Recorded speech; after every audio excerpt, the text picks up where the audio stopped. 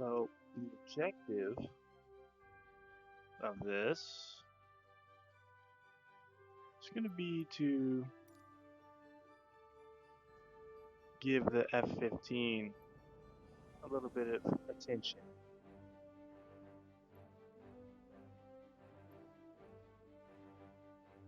I've recently, as yesterday, downloaded the F-15 aircraft for a Microsoft Flight Simulator.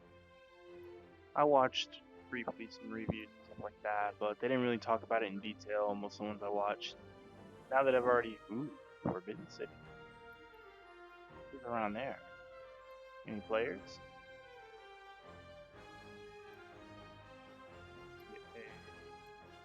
TSN, TSN, CHH, no players. No players. Yeah. I'm going to change flight conditions later on, but long story short, I watched a few reviews before I got it, but I got this aircraft mainly to kind of just have an injection of a little bit of what I get in DCS in Flight Simulator. Now I had the T-40, I have the T-45 as well, which is a higher rated aircraft. You know, when you actually go to look at it in the marketplace, it's a higher rated aircraft. Probably just more for the experience altogether. Like the sim experience in the T-45 is a little bit more well done. Let's find somewhere beautiful and fun to fly. I got some things reconfigured, so this should still be. Actually, New Zealand. New Zealand.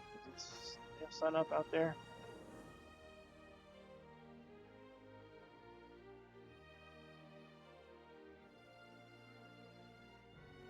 What is this?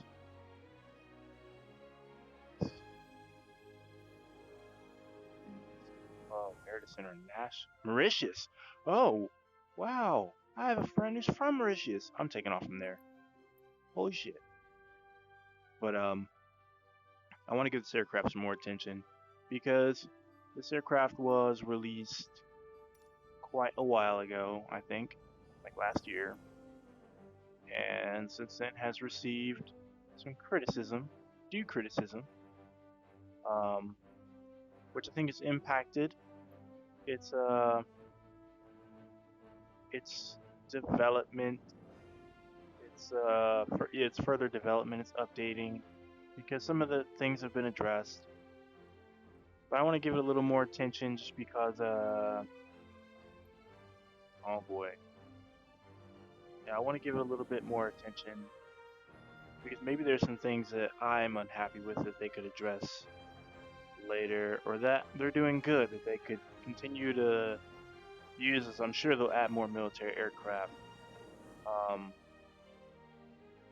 We got Mover in the background. I was watching a review and it went over to Mover because of somebody reviewing the F-15. I purposely listened to someone kind of bash the F-15 that they made just because, like, you know, you listen to the good, what people talk about, and then you listen to a little bit of the bad so you get a greater grasp on, you know, maybe where you could have saved some money or where you could have, you know, made a better decision. And I think that's just part of becoming a smarter and a better person altogether. You listen to the good, so you know you can sustain, and you listen to the bad, so you know what you can change. Okay, I'm gonna pick somewhere along this side. You can see the mountains here. I'm liking that. It's doing this kind of pogo thing because I think my mouse might be dying. Might be either that or it needs to be like rebooted. I'm not too worried about these airports because I think I can land on just about anything. I've done probably about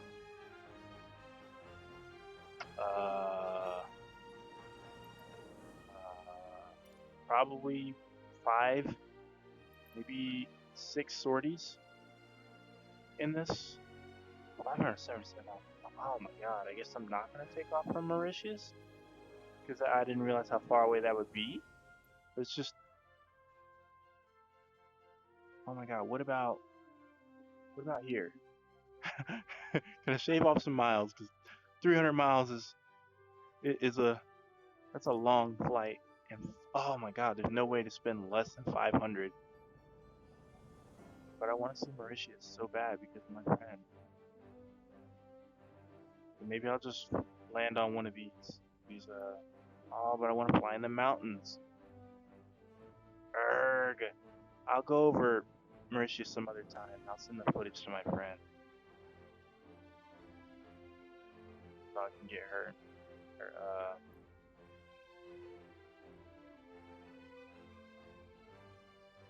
It doesn't matter. The F-15 can make it, but I just don't want to fly for that long. I want to make this hour and a half. Departure. 250. See, that's much more manageable. That's much more manageable. Hour. Alright, let's go into the glitchiness. Does that every time. Yeah. 003, Reno. There's nobody out here. Doesn't really matter. Liveries. They're all pretty much gray with a few accents for the E. No really great liveries or liveries, as people say, which I guess that's a knock. I'm not freaking out, but it really would be cool to see some better liveries. You know, just allow me to feel like I look really cool up there. Otherwise, I'm always gonna wonder, right? Even though I'm in an F-15, why should I wonder? And we're gonna go to weight and balance. Nice. I still have my. I just like to fly clean because you have so much gas in that, in just the internal tanks alone. You have so much gas. You really don't need anything else. I'm actually debating taking the C model. Yeah, the Charlie model, because I mean it's the same thing. You don't really miss out on anything by going one model to the other. Except that the HUD display is a little cleaner on the Echo model than the Charlie. You know, but if you like reading gauges, you know, you pick the Charlie model. I don't really care too much for reading gauges. You know, 2021. Fortunate enough to be born during the the change from gauges to displays, and by the time I was old enough to even care about that kind of stuff, you know, like I was already looking at iPods and then cars with displays. And, yeah, I'm old, but I'm not that old. I have enough gas. Failures are pretty much all there. I'm gonna go ahead and close that out. We're gonna look at flight conditions. I'm not worried about live players. In fact, let's go off on players and let's focus solely on this flight. Let's go with, I don't need traffic, weather and time. But we'll leave that to live because the weather will probably be fine. Let's close out of that to make sure it saves it. And then make sure things are positioned accordingly. We are ready to fly. Let me do one more. No, not. Let's not do that. Actually, I was gonna do a center.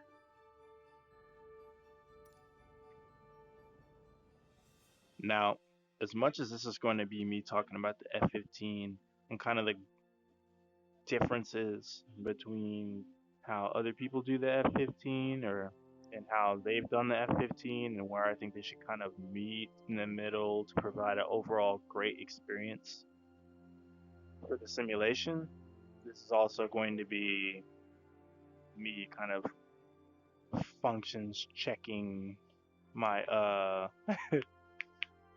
functionally checking my remap of my controls that I have to kind of make this simming experience easier. Yeah, I like the T45. I do, but it's not powerful enough for me. It's not fun enough for me to care about really flying that much. And to face it, it doesn't look as cool. It doesn't feel as cool to fly. It doesn't sound as cool, and it's kind of weak. That's weird. I could have swore I saw like a nameplate or something on the horizon. I don't know why they just started me with my HUD off. I don't usually start on the runway. I've been like starting it up myself, doing the cold starts. Still the E, that's right. Let's see, inlets, ram air intakes. Where's my pitot? DI's always on. Any other quality of life items turn on. I think I should always have my lighting on. Which one is this? See, like that's a knock, I guess, in itself, but I tend to no difference noted. Oh wow, modern IP panel. That's cool. I didn't notice that before. I just look here because it tells me my RPMs right here on this display where it says engine parameters. I mean that's your TACAN, your VOR navigation screen. All right, before we even get up in the air, I guess I'm gonna go over the bare minimum. Let's do a recenter.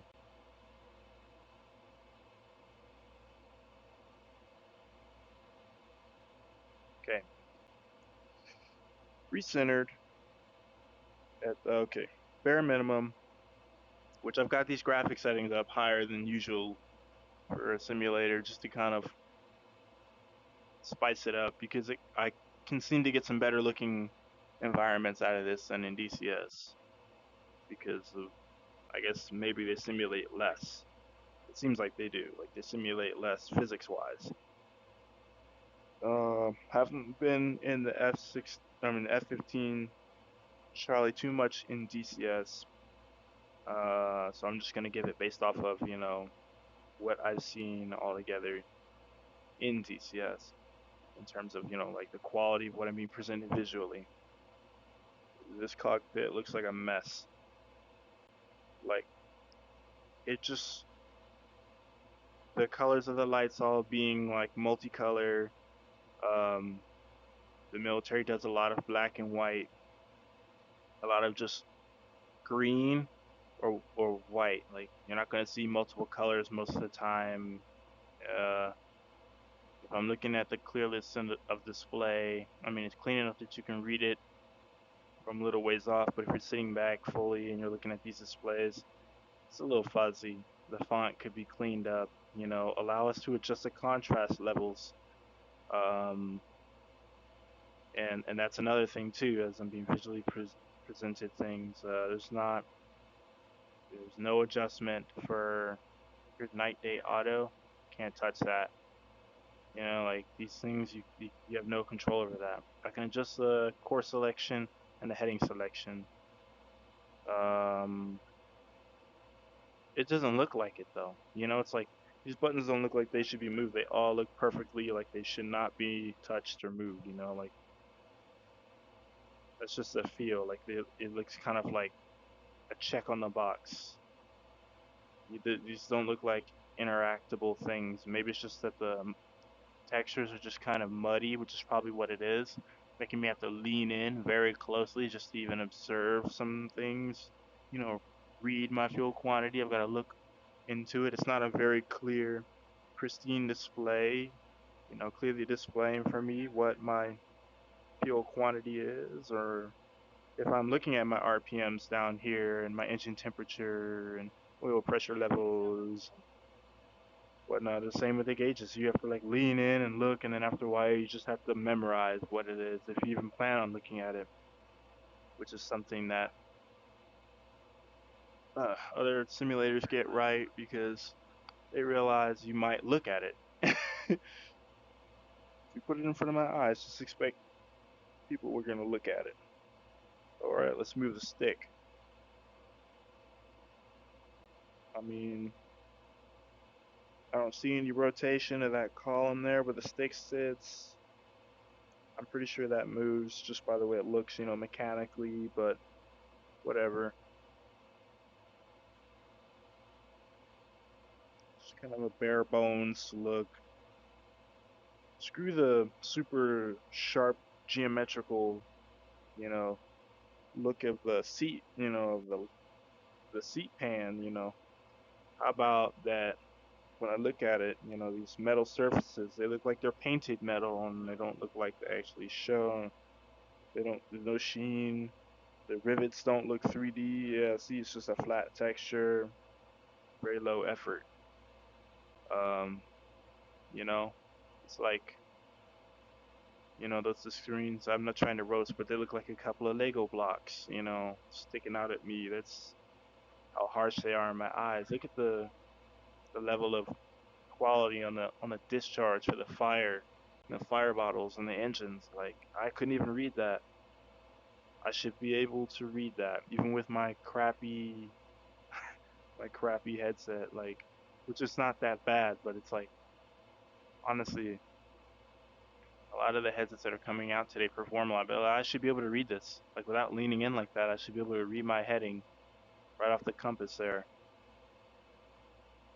So if I'm looking at that, maybe they need to look into retexturing this, later on, or giving people the option of an additional free texture pack or something like that.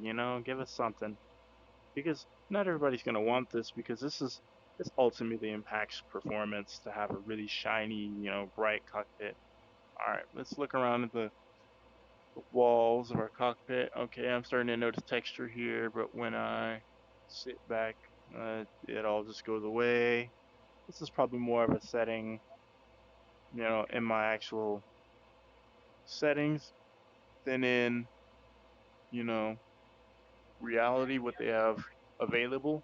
But at the same time, like, I don't think there's any point in time where I can look around in my cockpit in DCS and not see some sort of glare from the sun, some indication that light is bouncing off this cockpit and that I'm in the glass. Because I don't know, it looks pretty easy to just accidentally stick my head outside the cockpit like that, and that that makes me cringe. That makes me think about the immersion, level being broken. And you want people to be immersed during VR, for God's sake. And this is just me going over things visually. Move it. No noise of the column moving. No noise of the stick moving. How about the rudder pedals? Let's look at the rudder pedals. I derive a certain level of satisfaction from moving my rudder pedals and seeing them move. Yeah, they travel.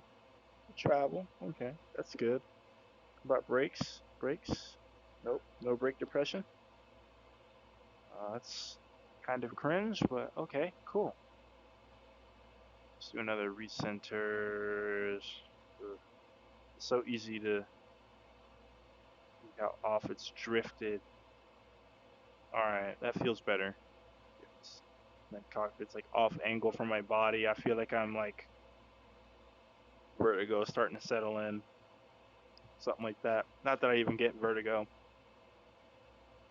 Alright, now we're going to talk about cockpit functionality. Before I'm even in the air, we're going to talk about cockpit functionality. I can play with the heading. I can play with the course settings, but do I see?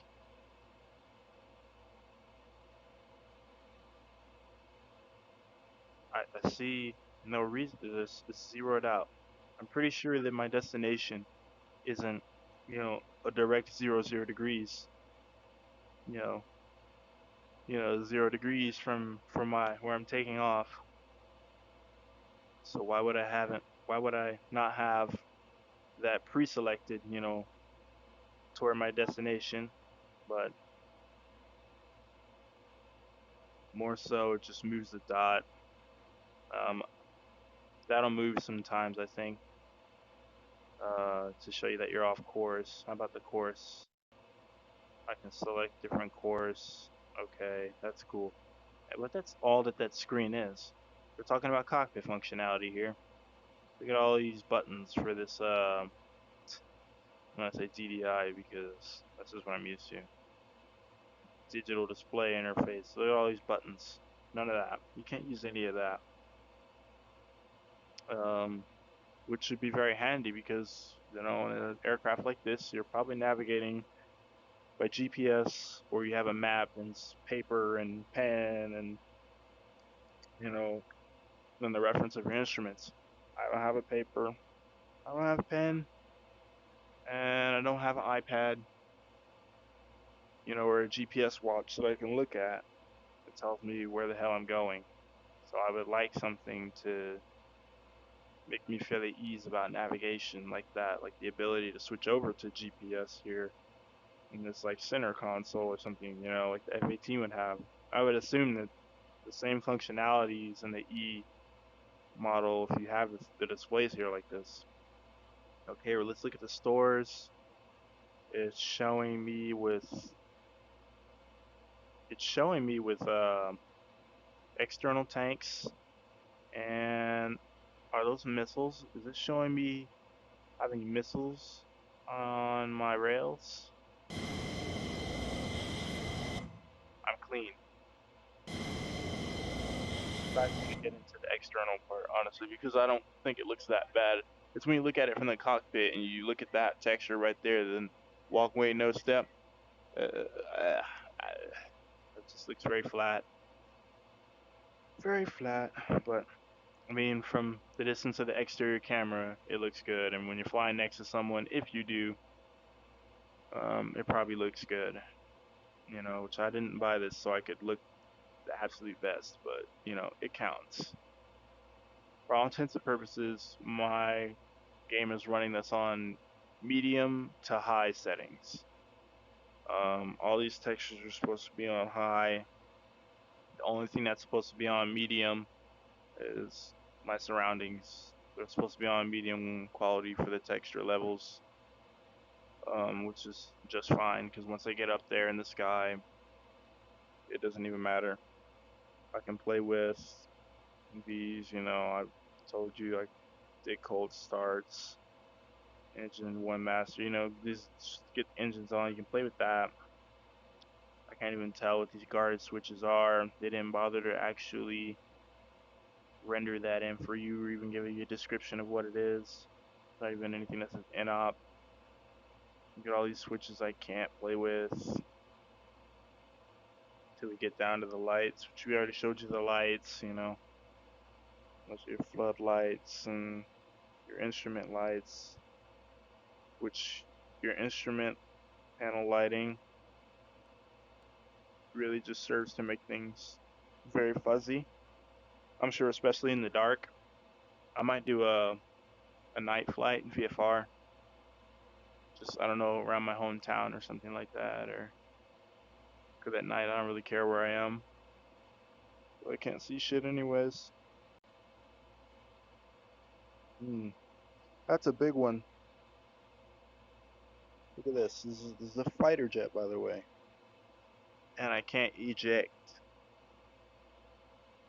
I think in the T-45, they give you the option to literally pull out the safety pins, the rig pins that we use in maintenance to keep the plane from just, I don't know, being damaged or to keep people from being hurt during maintenance or to keep someone from just taking off in it, like there might be a pin in there,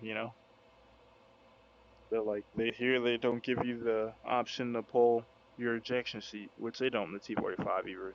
But this ain't about that. How about this? I haven't even looked at this because it was so muddy and so gray and bland looking. I honestly never noticed it till now. Oh, are these flaps? Nose wheel steering? Flaps? Landing gear? Whoa, whoa, whoa, right pitot heat. Hold on, but the pitot heat's over here. It's just a generic, like, random panel they decided to put here. I don't know. I think it is sometimes because we actually have, like, photos of F-15 cockpits. It's just is very reminiscent, but, like, that could have been done. No UFC control functionality, so things like changing your frequencies and um, entering in your, your VORTAC frequencies and all that, and um, complying with the air traffic, regulations. You're complying with those federal aviation regulations and stuff like that. Sometimes you can't do that through there at all, even if you wanted to, which in most they have an option or something for it. This little thing is the gear handle. Okay. That gear is 100% always bigger, always more red, and always looks like it's about to light up. That needs to be very pronounced. I know it's red, but it's not pronounced enough. I barely noticed it. Oh, tail hook. Didn't even know they let us deploy the tail hook. It just, I didn't even know it was a tail hook. What the hell? That's something that should be like pronounced. Like it should say hook. What's this? That's nothing. It just says pull. Emergency landing gear. Why can't I pull that? That's something I would want to pull. Like if hydraulics failed, if my engine died, and I cannot electronically actuate the doors for the landing gear, you know. But yeah, or fuck, if you lose electronics, you lose hydraulics. You lose hydraulics, so you want that. I don't have it. I already messed with the intake, the intake ramps. Those actually do mess around. Landing lights. I don't know. Usually landing lights also means like your taxi lights as well. So like when you click that, you're supposed to get the flashlight that's at the nose wheel that comes on. The bulb, the lamp. It shows you what direction you're going, but it never comes on. What's this? This. Oh yeah, startup. Fuel shut-off valves. Can't fuel dump, which is weird because you might want that. Open up the refuel door. Okay. Because you got to be able to take fuel. If you park and want to go somewhere, you got to be able to do that. Can't mess with what? Can I not? What does that do? What? Whoa! What does that? What does that do? And it's such a small button. That'd be very hard to hit. Like, I guess it's a transponder frequency adjust. Nav frequency increase, decrease. I guess the green light's just letting you know it works. Switch to nav slash GPS mode. I'm gonna press that. Anything happen? GS.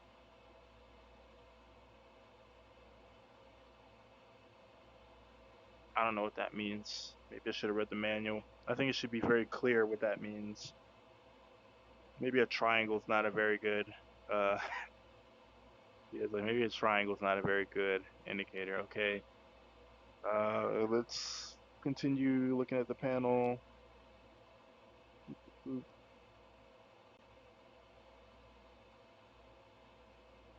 Control scan.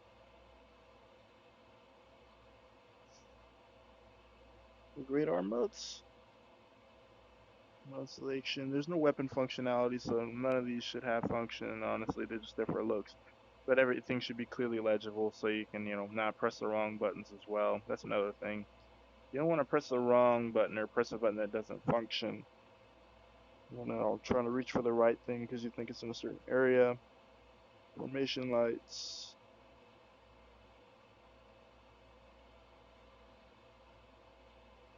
Those might be the red and the green.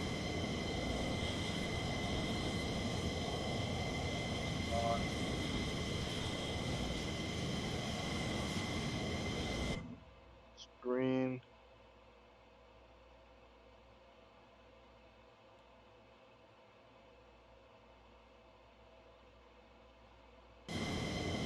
Nope. Okay, position lights are your red and your green. Now, which ones are your formation? Oh no, those are the ones that are along the nose. I'm not worried about that. I'll be honest. What about this stuff? Frequency, TDS, channel, things that probably don't function most likely. None of these things function. It's fine. But there's a hell of a lot more cockpit functionality in T-45. I think also a $30 or $40 aircraft maybe than there is an SF-15, which is in the same price range already. I'll tell you. Moving on from cockpit functionality to sound. I mean, I wish I would have got to do the startup, but whatever. Something that was a problem that got at Jets was the cockpit influencing the way things sound. This is just kind of a static sound, but it doesn't sound bad. When I watch actual fighter jet footage, it's what it sounds like when they operate this thing. It sounds just like this, like whizzing air, like your car's AC on blast. Kind of sad I can't look back there at my Rio or my Wizzo. Kind of sad I can't do that, but whatever. Scratches on the cockpit. It's cool stuff. Yep, but it sounds all right. Let's squeeze some RPMs out of this. That's right. I'm looking at the screen now.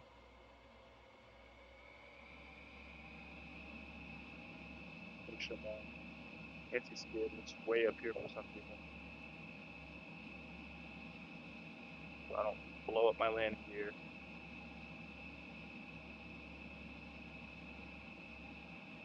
Okay. Oh yeah, that's right. I changed the parking brake to this.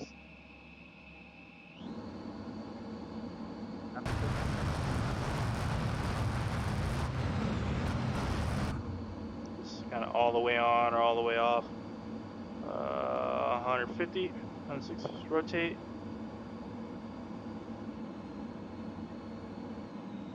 Alright, let's get the gear up. Flaps up.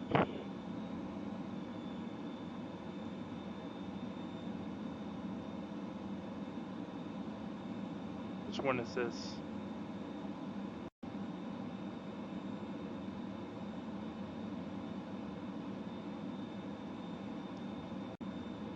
Oh, that's what I pulled up.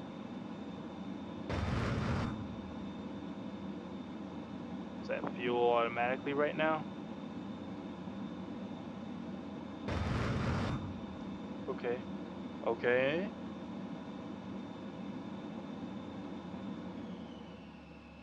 400 knots.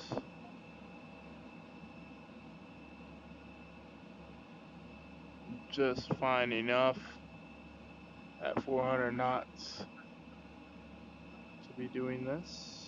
That nose come back down, level off. I can pull. I'm pulling pretty hard, but I'm not getting much response. This is pretty slow for a fighter like this. A lot of people don't note. 300 knots is pretty slow. So they're like, oh man, I'm at 300 knots and I can barely pull around because 300 knots is like, you're barely flying this kind of plane. That's why it's bobbling up and down. Alright, fuel. I'm not worried about fuel. Let's see I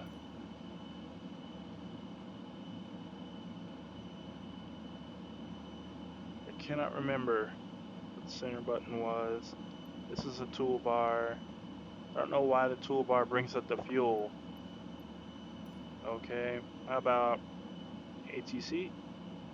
Okay. What was the center button used for?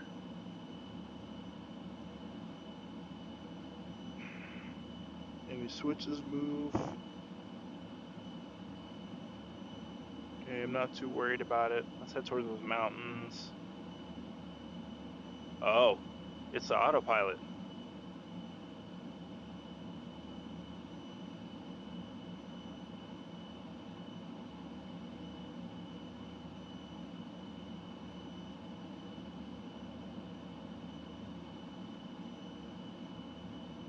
Yeah.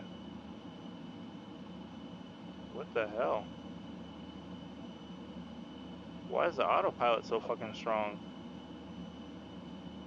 I know where the autopilot disengages, but if it tries to take over again, I'm just gonna, yep.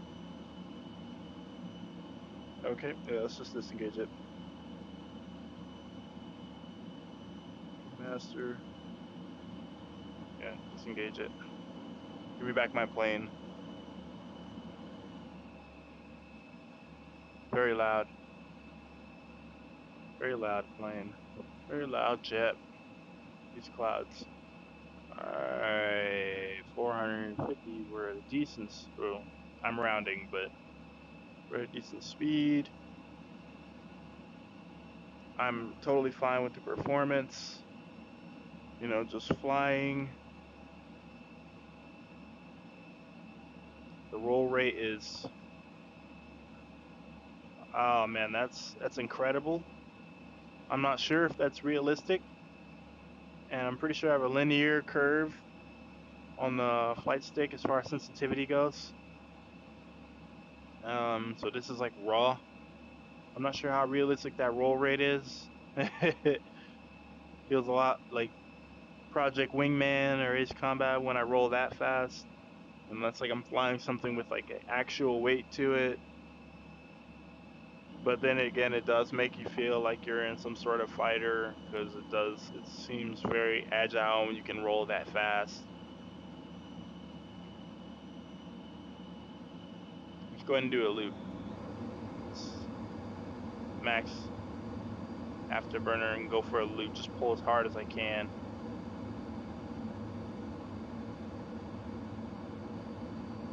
Which that's pretty slow to be going into a loop.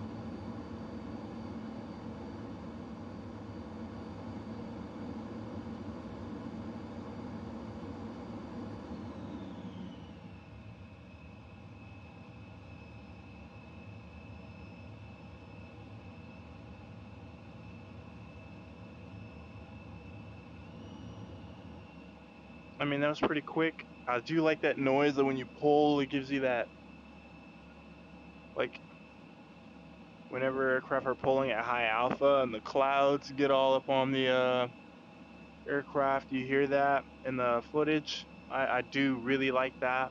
The only thing I'm missing is if you'll look. Let's go, ooh. Let's go into a pull. There's no vapor whatsoever. There aren't even any wing vertices. No wing vertices.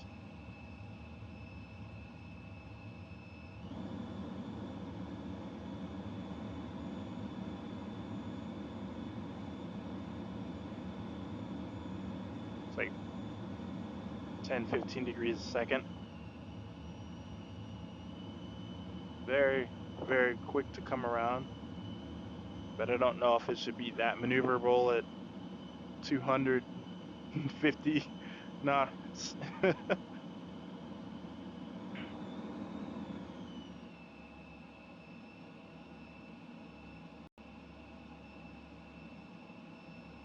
There is something kind of annoying that I was noting again once I pulled up the ATC or pulled up the toolbar, and that was that controls became stiff. No matter what I did, the aircraft would not be controlled by me once that toolbar was up. Maybe that's just a Microsoft Flight Simulator thing that needs to be fixed. But people need to be able to multitask. Something that's done quite often in fighters. Maneuvering, I gotta know where I'm going. Plan changes, I need to be able to pull up a map or see one on my display and not have to like stop.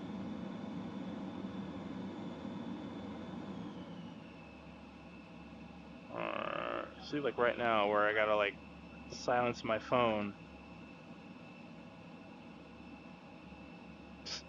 Continue playing. Should be out of the way of this mountain. Alright.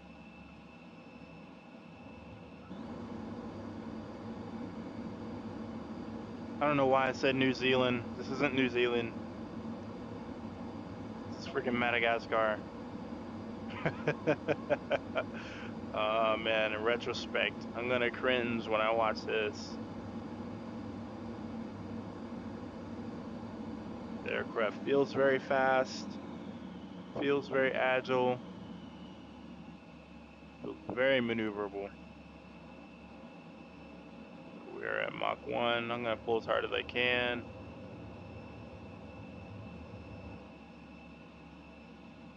There's still no gray out. You should definitely be graying out on a turn like that. Because if you know how quickly I lost my airspeed when I pulled that turn, I was pulling pretty damn hard. And that definitely wasn't a sustained high G turn, you know, like they are going for. It was very much like one of those max performance turns. Yeah, 4 Gs. As I'm not even pulling it, like just me, just like halfway, 50%, like pulling the stick.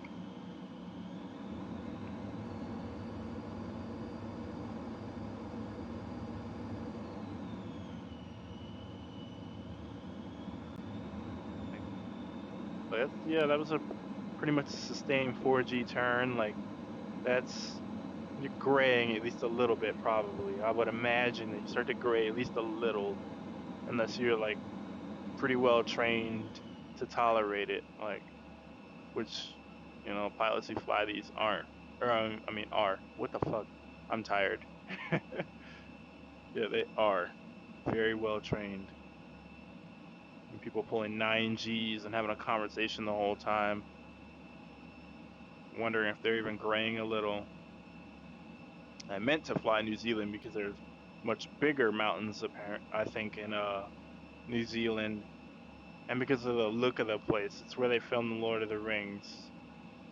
And if you didn't know I was a nerd, cat's out of the bag. I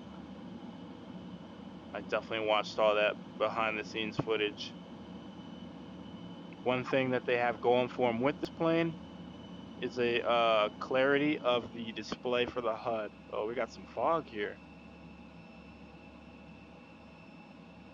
Let me see if that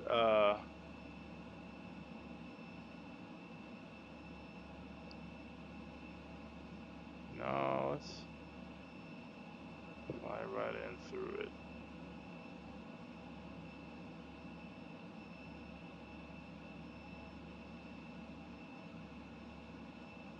Very beautiful. Even at like medium settings and with my crappy resolution that my headset gives me, that's very beautiful. Just get out of the way of this stuff, and I want to come back through it and look at the fog. I do like that, and the lighting changes. You get to see the scratches a little more, letting you know you're turning away from the sun, and the light catches on the inside of your canopy. Very nice.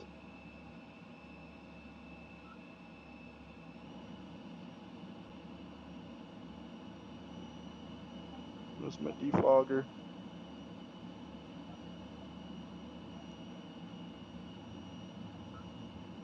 Oh, there's a lot of these really low-lying clouds. I would say it's earlier in the day for them maybe because it tends to happen, but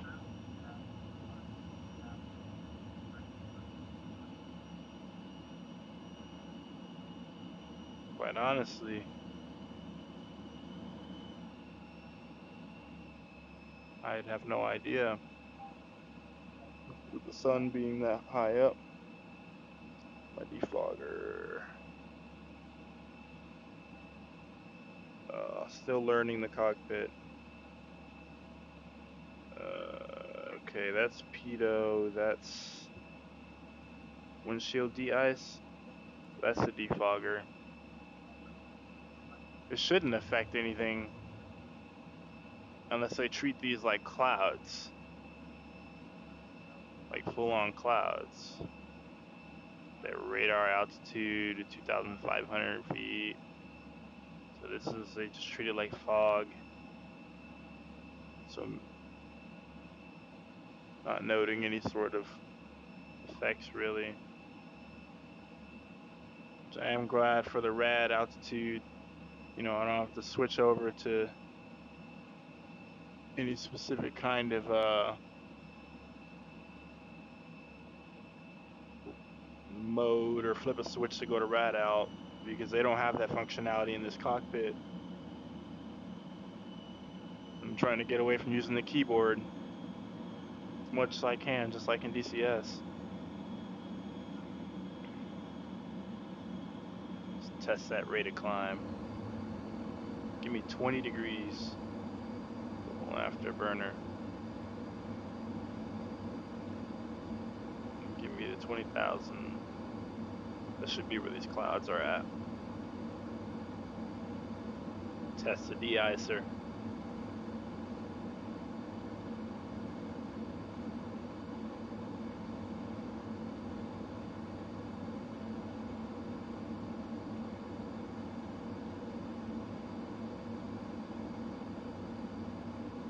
Actually, I guess it's not. I'm very curious as to why I have two. Oh no, that's my my rate of climb vertical velocity indicator. My bad. I was thinking, I'm like, why are you showing me 7 or like, you know, 1,700 something, and then on, or 1,700 something, and then showing me 1,100 at the top. I'm thinking it's still trying to show me rad altitude. No. Which I think that's only supposed to work below 5,000 feet. I wonder if that's actually the case. I'm trying to get into these clouds and see if I'm gonna get any ice. Because sometimes it'll do it, but maybe I'm not at high enough altitude.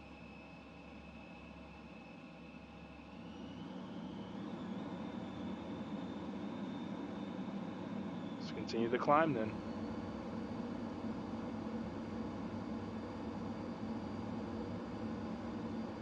Yeah. A little bit more of a gradual climb out.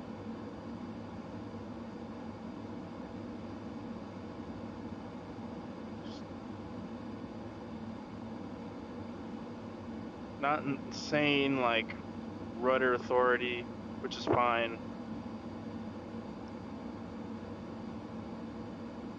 I do like the pitch responsiveness once again.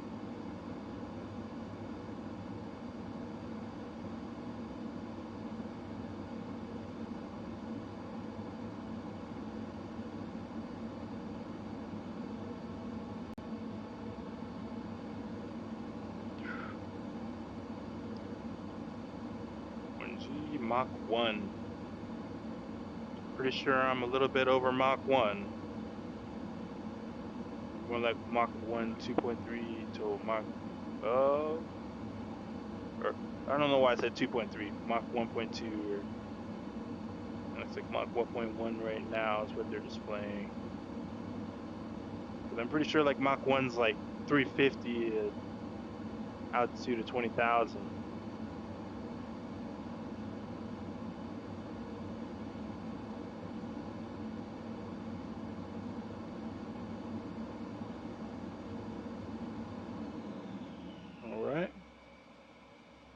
have any clouds up here.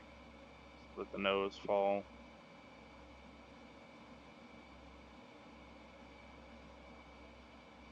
$35,000 feet. Very beautiful. I'm so surprised, honestly, that I can get the game to look this good and still run it. And with OBS, no less. Even if I don't have anything in the air with me. No, it's definitely trying to pull me out. Alpha 5, 6. Yeah. People are like, oh, this pogoing thing. I'm like, one, you're talking about the wind, where there's no freaking, like, there's nothing stopping that wind, nothing moving that wind. You're talking about the wind up there. It's probably insane. But then, two, we're talking about engines are supposed to perform better, and yet,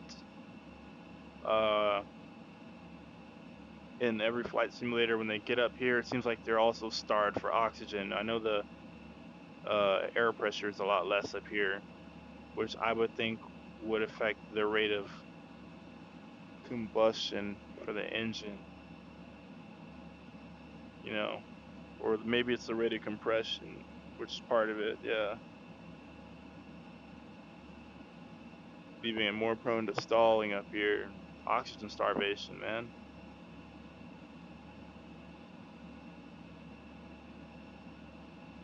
But I think they merely meant that engines perform better because it's cold. I don't know if they meant from a mechanical standpoint. I'm not sure. Haven't looked into it yet.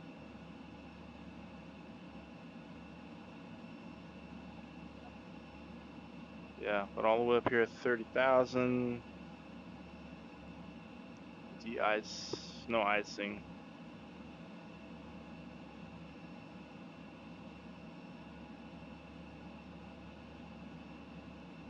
Alright. Does it maintain that? Actually, for some reason, it keeps making me climb.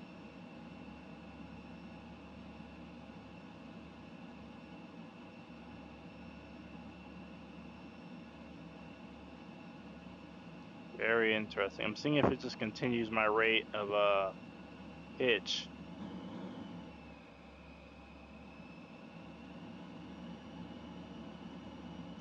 Whenever I bring up the menu, it does, continues my rate of pitch.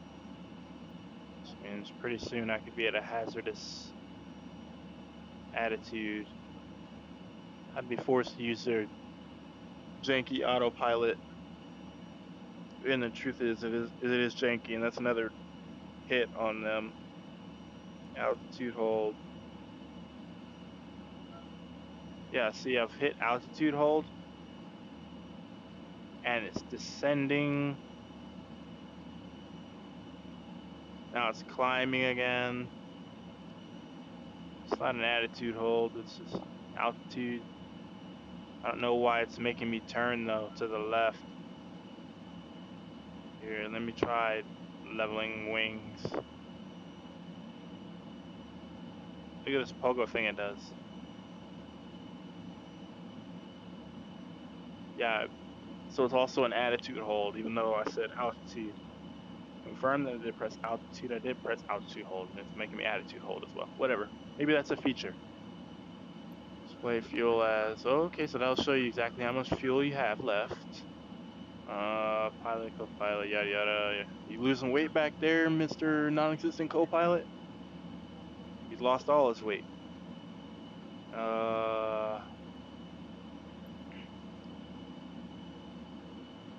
Let's look at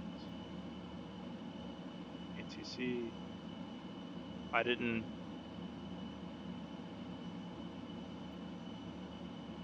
You're telling me that you're going to make me hit the ATC button instead of just allowing me to talk to ATC.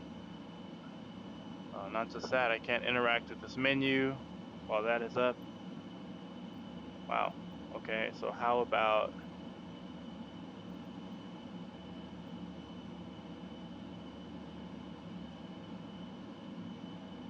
Very curious as to what altitude it's selecting. We have map,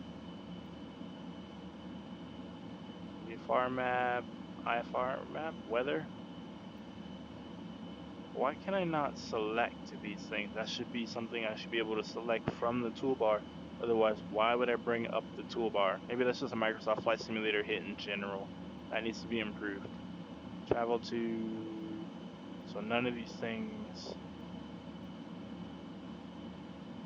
is something I can just bring up. Travel to the weather even? None of it.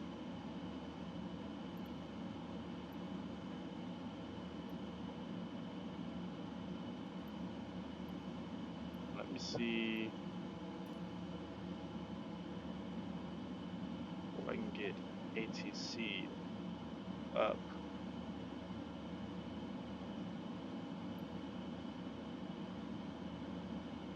I can, but so I recently turned off my AI assistant just to make sure, you know, I could kind of get used to doing stuff on my own. And then I got the bright idea to release this video. I'm very curious as to how it will look. Let's disengage autopilot again. It's not like the Hornet autopilot.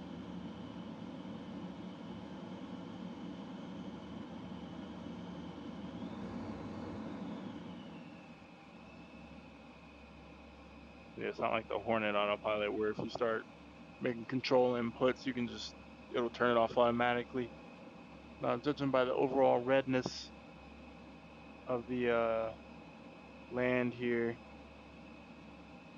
I'm going to assume that we're getting further inland.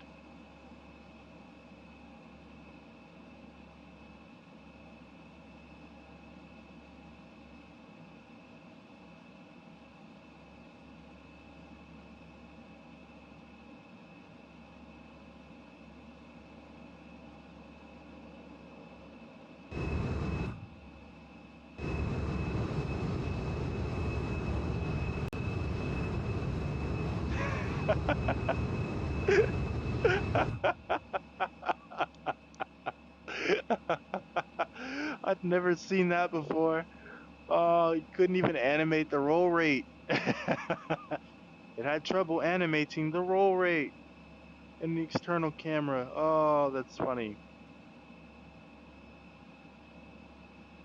It is quite spectacular, I'll give them that. Maybe such that we lose a visual track on the aircraft itself, only momentarily.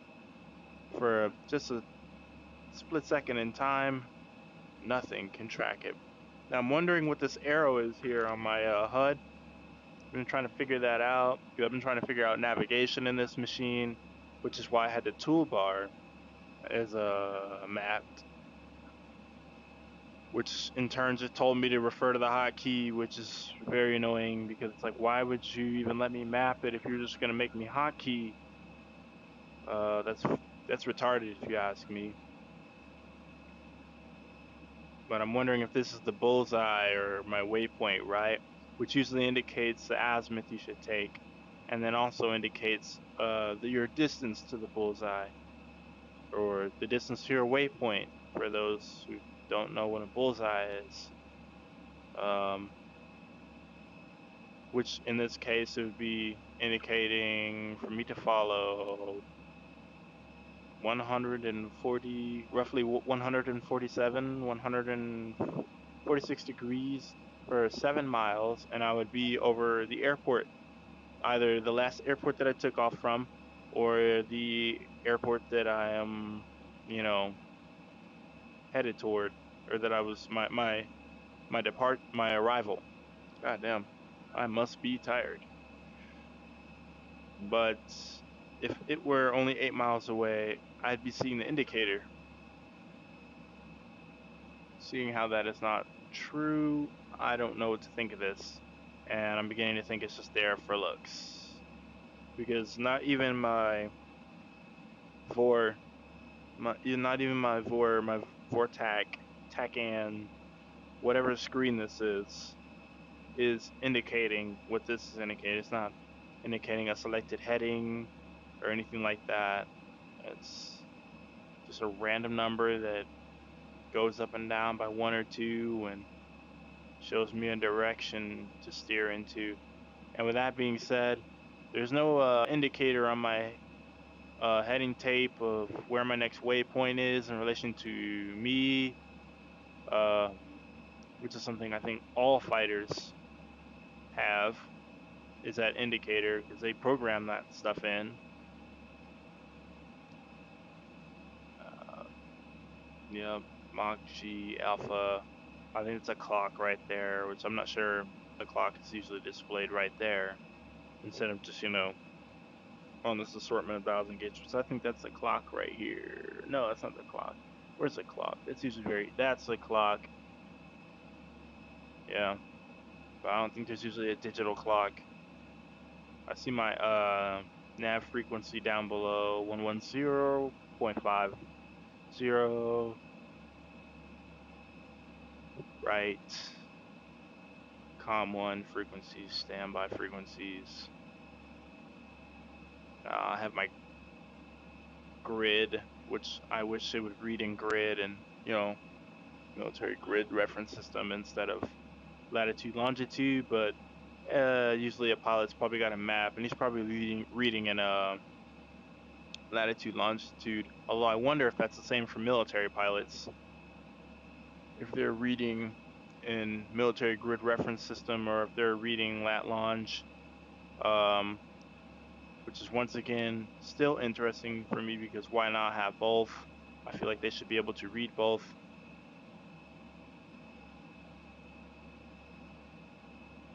Pretty soon you're going to get back to what I was going to do, which is just follow the coastline, find another. Oh, look at that. That's beautiful. The sheen on the surface of that river. Oh my God. Never, almost, or at least like almost never in DCS do I just look down and see stuff like that. Almost never. Over the ocean, yeah, but like rivers, there's no sheen coming off of a river or a lake from 3-4 miles away that I'm like, oh, that's a body of water. Like that's not happening. Not unless I crank the graphics all the way up. In some respects, this game does look a shit ton better than DCS. I'm going to go ahead and say that. That's a Microsoft Flight Simulator Plus. Flying a lot more in this simulator because I can actually go to real places without having to purchase additional maps. I love it. And there's potential to meet way more players.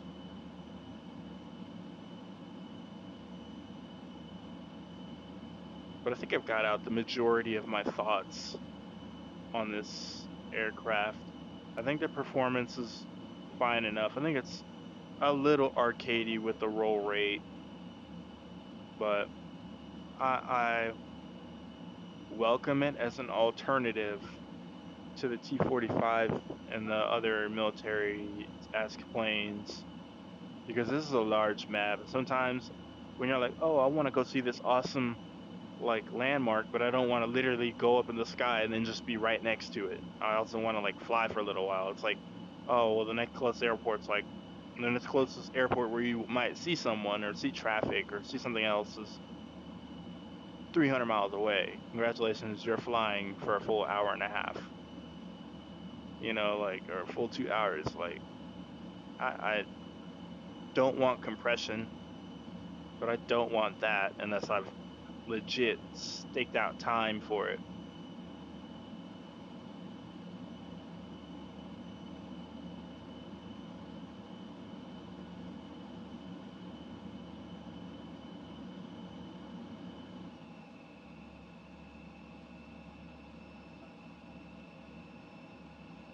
Just more low level.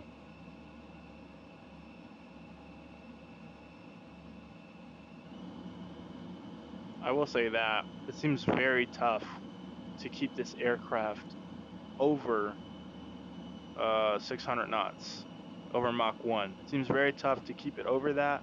But if I'm right about the statistics that they reveal for this aircraft, in just this simulator that the cruising speed is like 750 knots. I'm like, I can never seem to get over that or reach that. And I was like, oh, this can do Mach 2.2. It's like, but I never can do it because it feels like as soon as I do that, the nose starts to rise like crazy in order to counteract that and get my speed down. It's like I'm enduring some other form of drag. I probably can.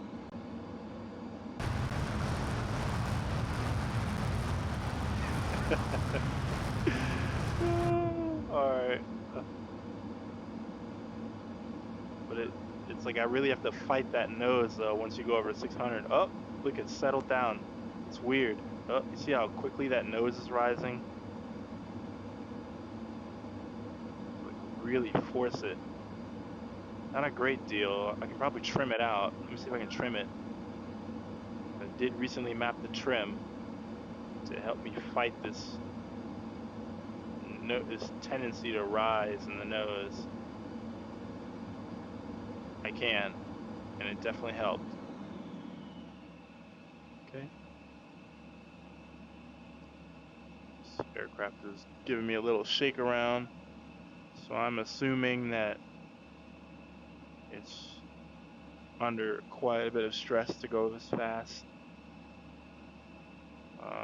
Now the trim monster is biting me in the ass a little.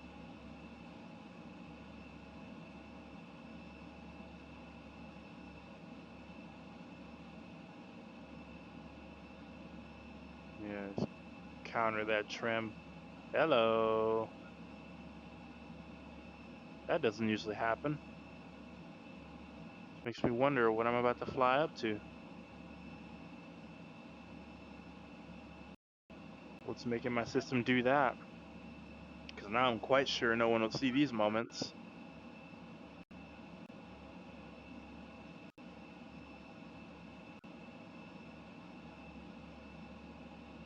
You know what? I'm going to turn in the opposite direction and see what happens.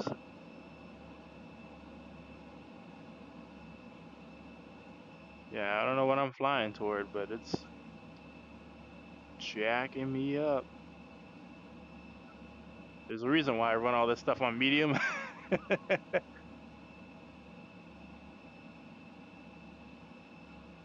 it's because of moments like this.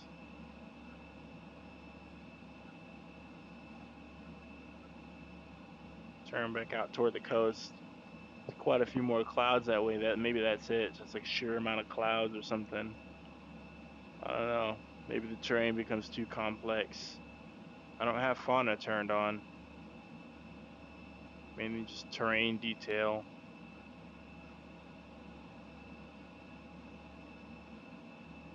Woo! My frame rate is screwed.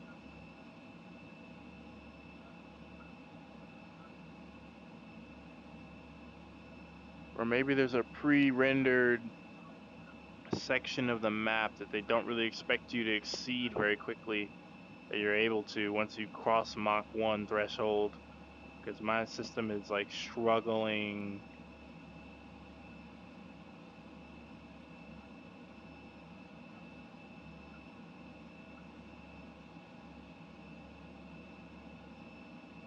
It's like you went Mach 2 and you broke the game.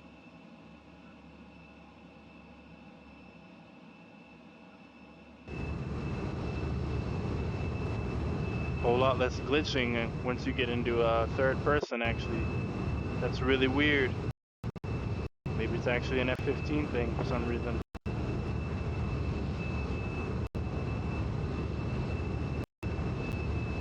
Although I can hear the sound skipping a lot.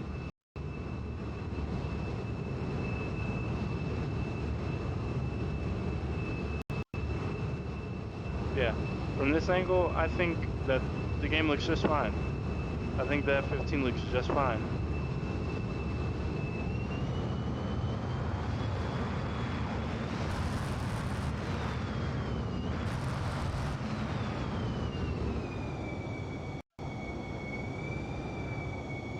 Those nozzles don't really reduce in size at all. They don't really dilate it, move very much. The heat blur is fine.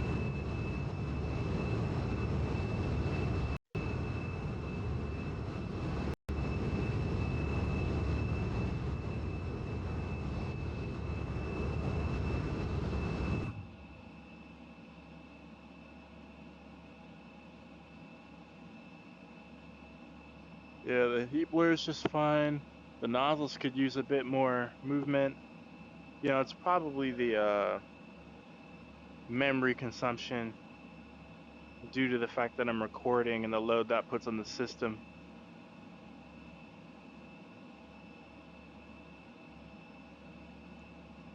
And I was saying I was going to follow the coast because generally there's more airports along the coast, more airfields and whatnot, and I'm surprised that none of them have popped up.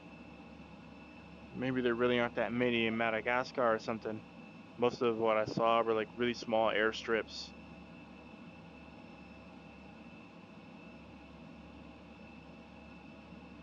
I'm just hoping that things are stable enough for me to actually make a landing, which they should be, because this thing is smooth on landings, something I actually really appreciate. I made some landings I would not be able to make in the T-45 for sure, even though I'd be going much slower. I'm much more prone to loss of control with the T-45. Just everything buckles it. The wind just buckles it around. The terrain just bounces it. It doesn't feel like it has any real heft to it. Like you're just being bounced around by everything. The Eagle feels it feels a little more hefty, a little bit more graceful.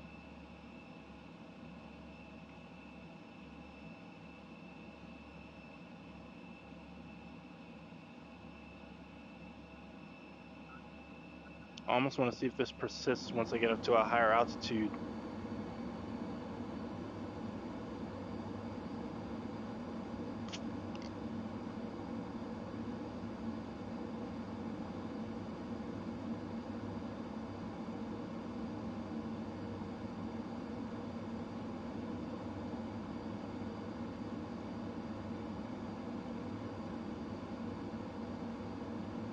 All you gotta do are render cloud textures.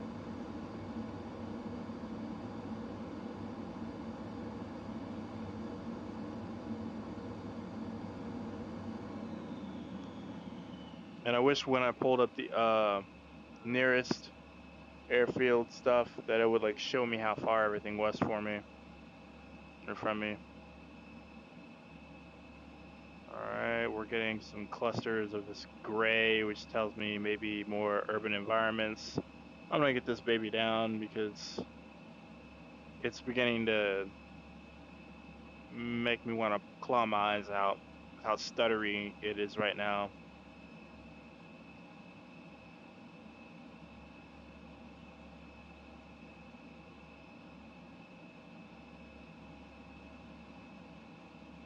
And as we can see, this terrain is far too lumpy for me to do like an emergency landing in the middle of a field.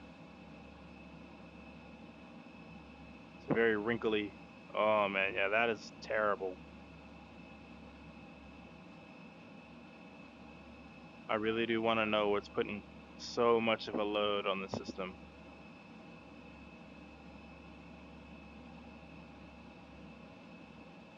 Come on, show me an airfield, airstrip, show me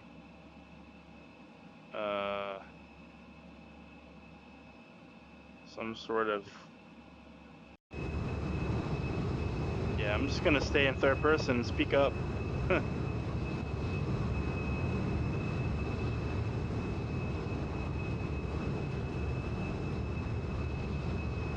Oh yeah, my system is struggling.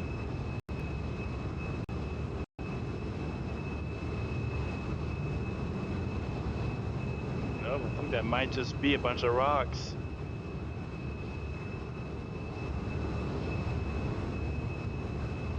Just a bunch of rocks. How about that? It's a first.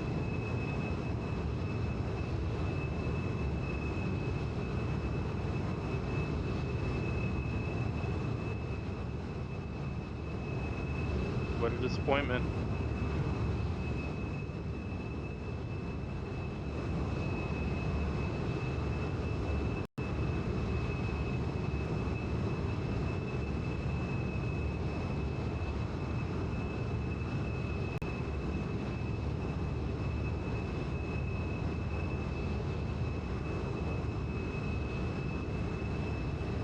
Oh man.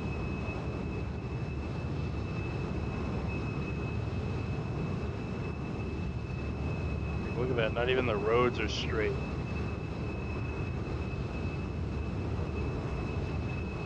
I'm recognizing that terrain over there off to my right. Between those mountains, we got the low clouds. Like I said, I didn't want to fly for more than an hour. I must be getting pretty close if all this is happening, because usually after about 45 minutes,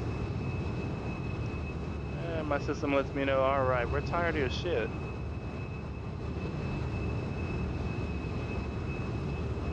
But this mainly concludes my thoughts on the F6 or F-15.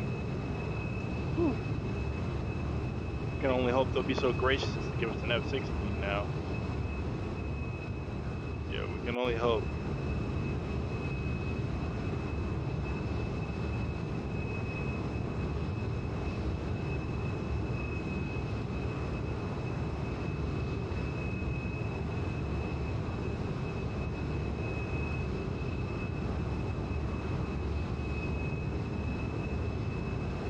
But I guess something I could talk about would be the fact that in DCS they give you a good level of simplicity in the way that you actually operate the system. Something like the F-15 or your other Flaming Cliff models, which are your low fidelity aircraft. You know, by not really allowing you to touch anything in the cockpit, really, and just kind of, it all just kind of look cool. It's there. But at the same time, they allow you to do advanced things by allowing you to manipulate things like radar and weapons modes and control of autopilot systems and gear and all of your, you know, primary flight controls and everything without ever touching keyboard, and just all through the HOTAS or through the keyboard if you wish, but, you know, like without touching anything. And there's a little bit of that in Microsoft Flight Simulator, but it's as if they are forgetting what the necessities of a good flight experience are in a simulator, and this is Microsoft Flight Simulator, for God's sake. So that's kind of like something I thought I was going to talk about before this happened, and maybe I would have. I think I've been distracted by my system's poor performance. At this rate, it's probably not even recording anything. But I'm just surprised that in third person, for some reason, things are more stable than in first.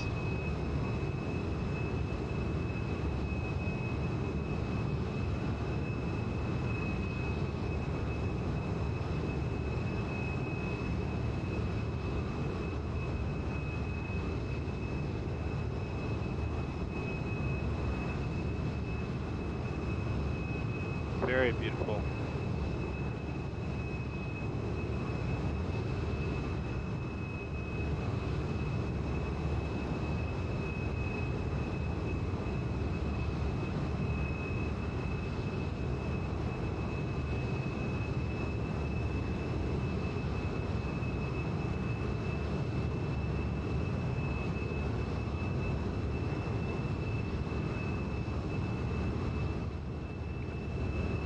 No part of that maneuver were there any wing vertices or any of that high alpha cloud or anything like that. I'm sure that would have been a hell of a maneuver to experience in, you know, IRL, and it would have been breathtaking. It's just kind of like meh.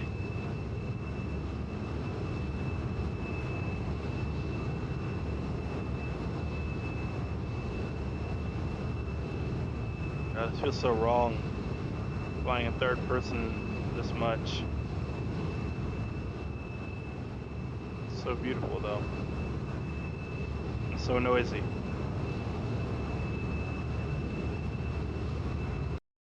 Can I zoom out and zoom in here?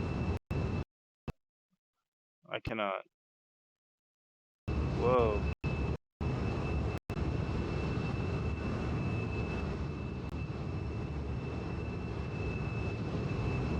Oh man. Struggles when I look away from the aircraft.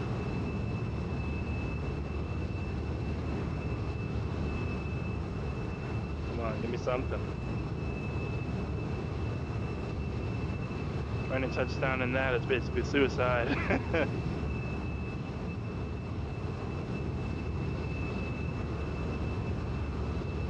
At least in this game, you can't just punch out.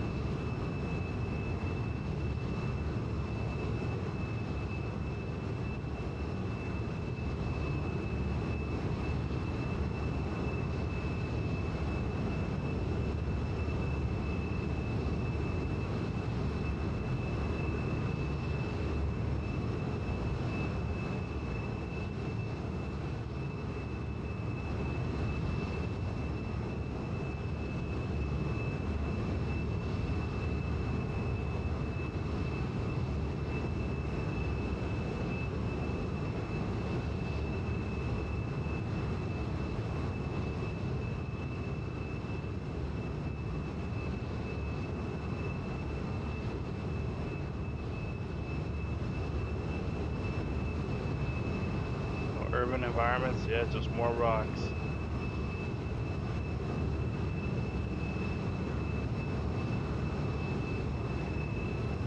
At this point, I begin to wonder just how long I've actually been flying.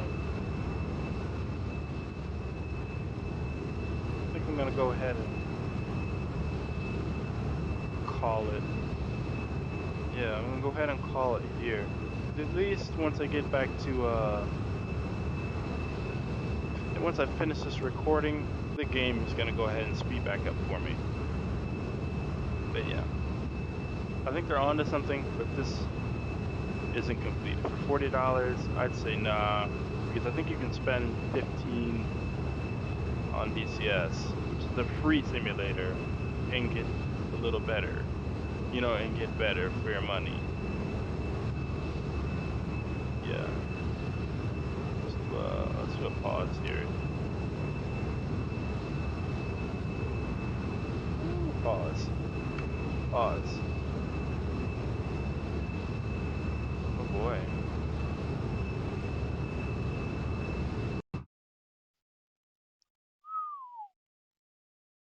It is struggling to pause. I've never even seen that before. Come on. Come on. There we go. Oh my goodness. I'm so glad I don't have epilepsy. I wonder what that looked like. And main menu. Look at that blur in the background.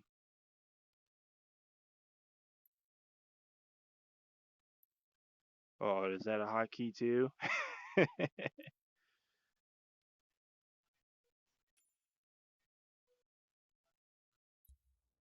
Oh wow, Mover's talking about some crazy stuff right now. Yeah, let's continue. Because I have to get out of VR mode in order to access the desktop mode and actually stop this recording. Because for some reason it really does take precedence over everything on your system when you open this. Which I'm wondering if that's something they can work on later on, much further on, is making it to where when you open it in the VR, you still have the functionality of the rest of your desktop, and you're not just solely focused in on Microsoft Flight Simulator. Because it's a good game, but it is, for all intents and purposes, not someone's entire life.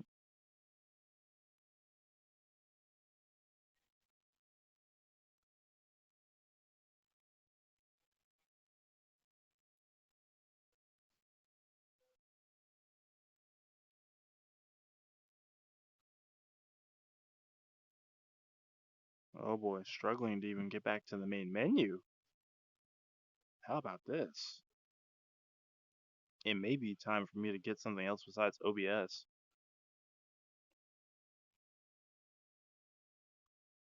Because this wasn't a issue I had prior to my forced update to Windows 10. It's not an issue I had. This game capture used to capture used to capture the window of the game. Now it captures the direct display of the game, which seems to be less of a load on the system, but it also provided worse display, as you would always see the double vision of my goggles, which I'm worried about.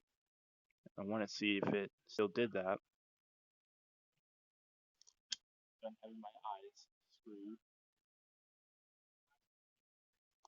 and I'm even going to consider terminating the application, because this is bad, really bad. It's not responding, in fact. And the problem with that becomes,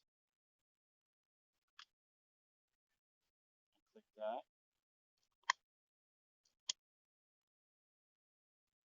turn security off, see my system is fine.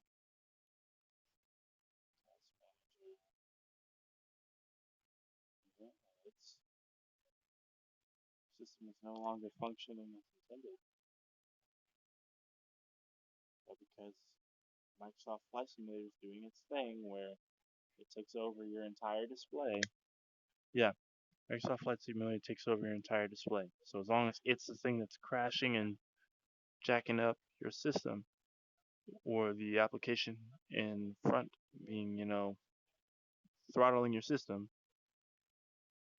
you get this.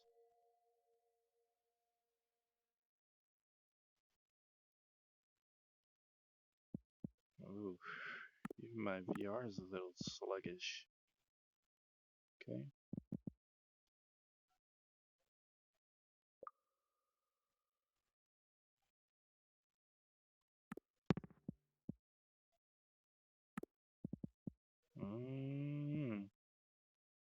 I'm unsure of what to do.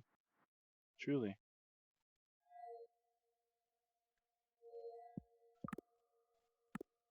Close my current experience. Yes. Steam VR Home. I am not at all pursuing Microsoft Flight Simulator right now. Not with the unresponsiveness and my system being bricked by OBS, because I think that's what's happening. These are issues I never had with OBS in the past. When I was recording DCS, I never had these issues where I couldn't record for more than like 20 minutes or 30 minutes.